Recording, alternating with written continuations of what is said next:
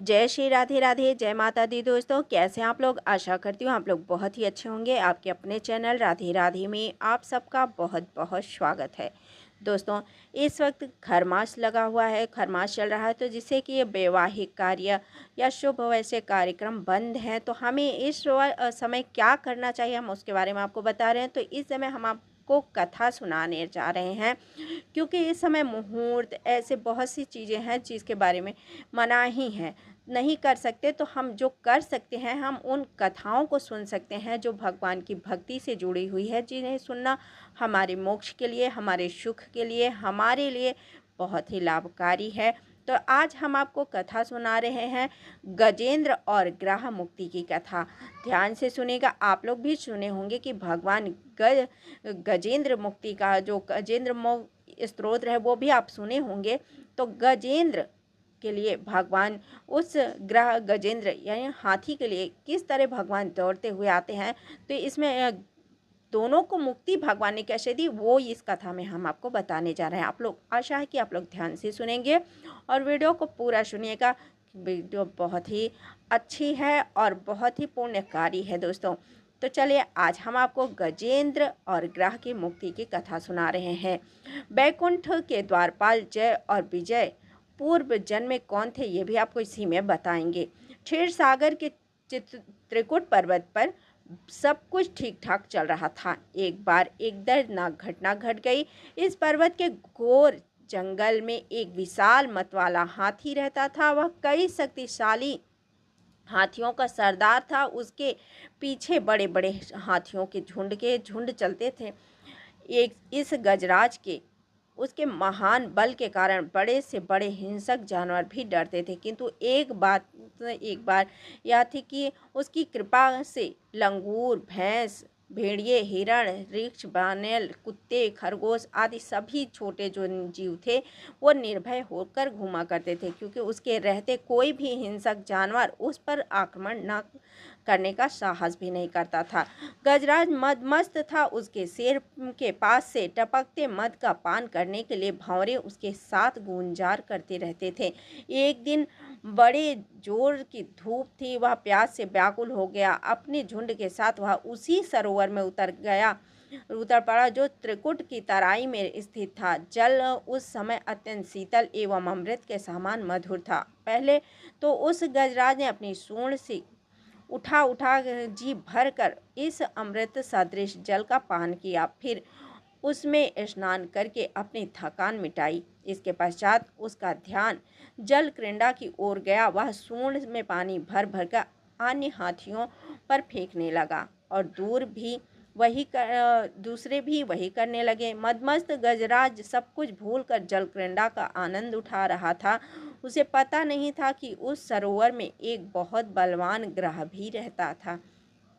उस ग्रह ने क्रोधित होकर उस गजराज के पैर को जोर से पकड़ लिया और उसे खींचकर सरोवर के अंदर ले जाने लगा। उसके पैने दांतों के गड़ने से गजराज के पैर से रक्त का प्रवाह निकल पड़ा, जिसमें वह का पानी लाल हो गया। उसके साथ से के हाथियों और हाथिनियों को गजराज की इस स्थिति पर बहुत चिंता हुई। उन्होंने एक साथ मिलकर गजराज को जल के बाहर खींचने का प्रयास किया, किंतु वे इससे सफल नहीं हुए। वे घबराकर जोर जोर से चिल्लाने लगे। इस पर दूर दूर से आकर हाथियों के कई झुंडों ने गजराज के सूंडों को से निकालकर उसे बाहर खींचना चाहा, किंतु वह सम्मिलित प्रयास भी विफल रहा। सभी हाथी शांत होकर अलग हो गए। अब ग्रह और गजराज में घोर युद्ध चलने लगा। दोनों अपने रूप में काफी बलशाली थे और हार मानने वाले नहीं थे।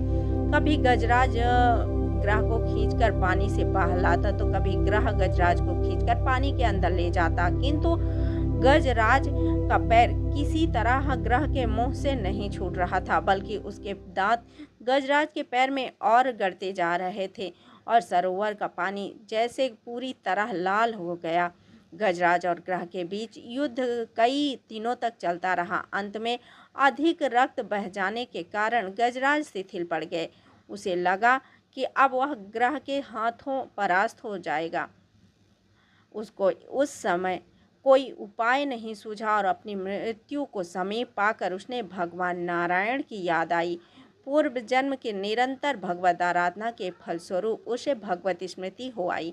उसने निश्चय किया कि मैं करल काल के भय से चराचर प्राणियों के शरणा या सर्व सामर्थ्य प्रभु की शरण ग्रहण करता हूँ। इस निश्चय के साथ गजेंद्र मन को एकाग्र कर पूर्व जन्म में सीखे श्रेष्ठ स्तोत्र द्वारा गजेंद्र मोक्ष स्तुति करने लगा। उसने एक कमल का फूल तोड़ लिया और उसने आसमान की ओर इस तरह उठाया जैसे वह अपने शूणों को आसमान की तरफ ऐसे उठाया जैसे उसे भगवान को अर्पित कर रहा हो।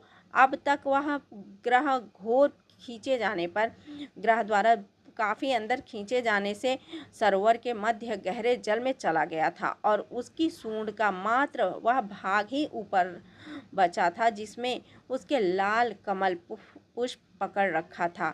उसने अपनी शक्ति को पूरी तरह से भुलाकर और अपने को पूरी तरह असहाय घोषित कर नारायण को पुकारा। भगवान समझ गए कि इसे अपनी शक्ति का मद जाता रहा और वह पूरी तरह से मेरा शरणागत है। जब नारायण ने यह देखा कि मेरे अतिरिक्त यह किसी को अपना पक्ष नहीं मानता तो नारायण ने के उच्चारण मात्र से ही, सोचिए दोस्तों कि उसने पूरा नारायण नहीं कहा, सिर्फ ना शब्द से ही भगवान उस पर प्रसन्न होकर तुरंत उसके उच्चारण के साथ ही वह वहां गरुड़ पर सवार होकर चक्र धारण किए हुए सरोवर के किनारे पहुंच गए। उन्होंने देखा कि गजेंद्र डूबने ही वाला था कि वह शीघ्रता से गरुड़ से कूद पड़े और उसी समय तक पहुंचे। बहुत देर हो चुकी था दोस्तों। वहां पहुंचते ही बहुत से देवी देवता भी भगवान के दर्शन के लिए उनके आगमन को समझकर वहां उपस्थित हो गए थे। सभी के देखते ही देखते भगवान ने गजराज को और गजेंद्र को एक क्षण में सरोवर से खींचकर बाहर कर दिया। वह ग्रह और गजेंद्र दोनों सरोवर से बाहर क्षण में सरोवर से खींचकर बाहर जब निकाला, देवताओं ने आश्चर्य से देखा। उन्होंने सुदर्शन से इस तरह ग्रह का मुंह फाड़ा कि गजराज के पैर को कोई क्षति नहीं पहुंची। ग्रह देखते देखते तड़प कर मर गया और गजराज भगवान की कृपा दृष्टि से पहले की तरह स्वस्थ हो गया। ब्रह्मा आदि देवगण भी हरि की प्रशंसा करते हुए उनकी स्तुति करते हैं। ऊपर स्वर्गागिक सुमनों के जो स्वर्ग से सुमन पुष्प लाए थे उनके ऊपर भगवान को वृष्टि करने लगते हैं। सिद्धि और ऋषि महर्षि जो सिद्ध ऋषि महर्षि और ब्रह्म परमात्मा भगवान विष्णु का गुणगान करने लगे। ग्रह दिव्य शरीरधारी हो गया। उसने भगवान विष्णु के चरणों में सिर रखकर प्रणाम किया और भगवान विष्णु के गुणों का प्रशंसा करने लगा। ग्रह दिव्य शरीरधारी हो गए। उसने भगवान विष्णु के चरणों में सिर रखकर ही प्रणाम कर लिया और भगवान विष्णु के मंगलमय वरद हस्त के स्पर्श से पाप मुक्त होकर अभिशप्त गंधर्व ने प्रभु की परिक्रमा की और उनके त्रैलोक्य वंदित चरण कमलों में प्रणाम कर अपने लोक चला गया। भगवान विष्णु ने गजेंद्र का उद्धार कर उसे अपना पासार्ध बना लिया। गंधर्व सिद्ध और देवगण उनकी लीला का गान करने लगे। गजेंद्र की स्तुति से प्रसन्न होकर भगवान विष्णु ने सबके समक्ष कहा, प्यारे गजेंद्र, जो लोग ब्रह्म मुहूर्त में उठकर तुम्हारी की हुई स्तुति से मेरा स्तवन करेंगे उन्हें मैं मृत्यु के समय निर्मल बुद्धि का दान करूंगा। यह कहकर भगवान विष्णु ने पासार्ध रूप में गजेंद्र को साथ लिया और गरुड़ पर सवार होकर अपने दिव्य धाम को चले गए। अब दोस्तों हम आपको बता रहे हैं गजेंद्र और ग्रह दोनों अगले जन्म में की कहानी, तो ध्यान से सुने। तो गज और ग्रह को अपनी भक्ति और विष्णु के हाथों मुक्ति के चलते बैकुंठ में स्थान मिला।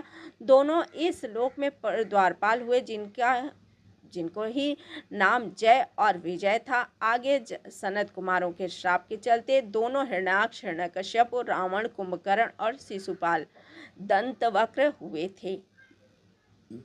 गज ग्रह दोनों की पूर्व जन्मों की कहानी ऋषि कपिल का नाम जो सबने सुना ही रखा है, जिनके वंशज ऋषभ देव थे, जैन धर्म दोस्तों इस सारी कहानी को गजेंद्र मोक्ष के नाम से जाना जाता है।